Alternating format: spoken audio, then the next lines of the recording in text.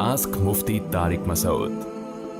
کیا موسم کا احوال معلوم کرنا کفر ہے؟ آج کل جو لوگ انٹرنیٹ پر موسم کی جانکاری کر لیتے ہیں، یہ جانکاری سے پتہ چل رہا ہے انڈیا کے ہیں یہ، اس جانکاری پر یقین کرنا کہیں کفر میں شامل تو نہیں ہوگا؟ ظفر عالم، اتر پردیش۔ دیکھا، میں نے کہا تھا نا انڈیا کے ہوں گے جانکاری۔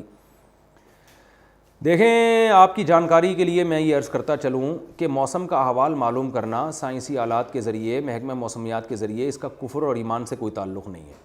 ممکن ہے بعض لوگ وہ آیت پیش کریں کہ 5 باتوں کا علم اللہ کے سوا کسی کو بھی نہیں ہے، سورہ لقمان کی آخری آیات ہیں کہ ان اللہ یعلم، وہ آیت ہے کہ ما فی الارحام، جو کچھ ماں کے رحم میں وہ اللہ جانتا ہے، بچہ لڑکا ہے یا لڑکی ہے، ویعلم الغیث، اور اللہ ہی جانتا ہے کہ بارش کب ہوگی۔ تو یہ بارش کا اور وما تعلم نفس بأی ارض تموت، اور کسی نفس کو پتہ نہیں ہے کہ کس وقت اس کی موت واقع ہوگی، کس زمین میں اس کی موت واقع ہوگی۔ تو اس بیس پر بعض لوگ کہتے ہیں کہ یہ 5 باتوں کا علم اللہ کے سوا کسی کو بھی نہیں ہے۔ ان اللہ عنده علم الساعۃ وینزل الغیث ویعلم ما فی الارحام، پوری آیت میرے ذہن میں آئی۔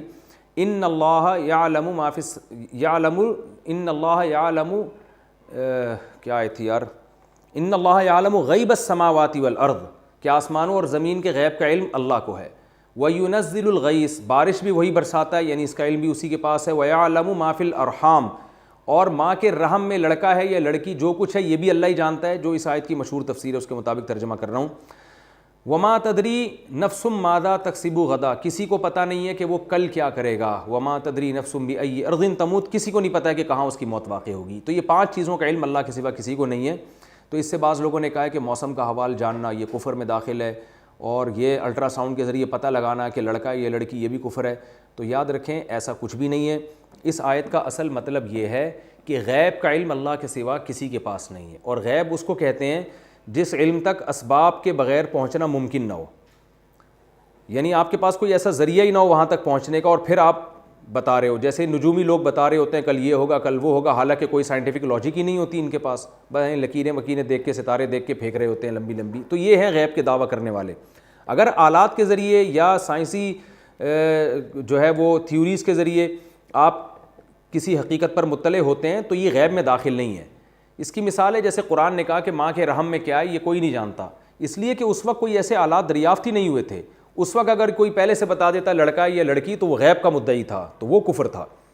لیکن اگر وہی کوئی پیٹ چاک کر کے ماں کا بتا دیتا کہ دیکھو میں نے تو یہ تو لڑکا ہے اس کے اندر، تو وہ پیٹ چاک کر کے جب دیکھ لیا نا، تو اب وہ غیب میں رہا نہیں ہے، تو اس لیے اب اس پر اطلاع دینا وہ غیب کا علم ہی کہلائے گا۔ تو کبھی پیٹ چاک کر کے دیکھ لیا جاتا ہے ماں کے پیٹ میں کیا ہے، کبھی الٹرا ساؤنڈ ان ریز کے ذریعے بھی پتہ لگا لیا جاتا ہے۔ تو بارش کا اگر سائنسی آلات کے ذریعے کوئی بتا دے کہ کب نازل ہوگی تو یہ بالکل ممکن ہے، اور اس پر یقین کرنا یہ کفر اور ایمان کا اس سے کوئی دور دور کا بھی تعلق نہیں ہے، کیونکہ سائنسی آلات کے ذریعے بتایا جا رہا ہے، جھانک کے دیکھ کے بتایا جا رہا ہے، ہواؤں کے رخ کو دیکھ کے بتایا جا رہا ہے۔ تو وہ غیب وہ نہیں ہے جو آج کل پیر و فقیر لوگ بس ویسے ہی ہوائی فائرنگ کر رہے ہوتے ہیں ستاروں کو دیکھ کے اور لکیریں وکیریں بتا کے۔ تو یہ لوگ ہیں جو غیب کے مدعی ہیں، ان پر یقین کرنا بہرحال کفر ہے۔ آسک مفتی طارق مسعود۔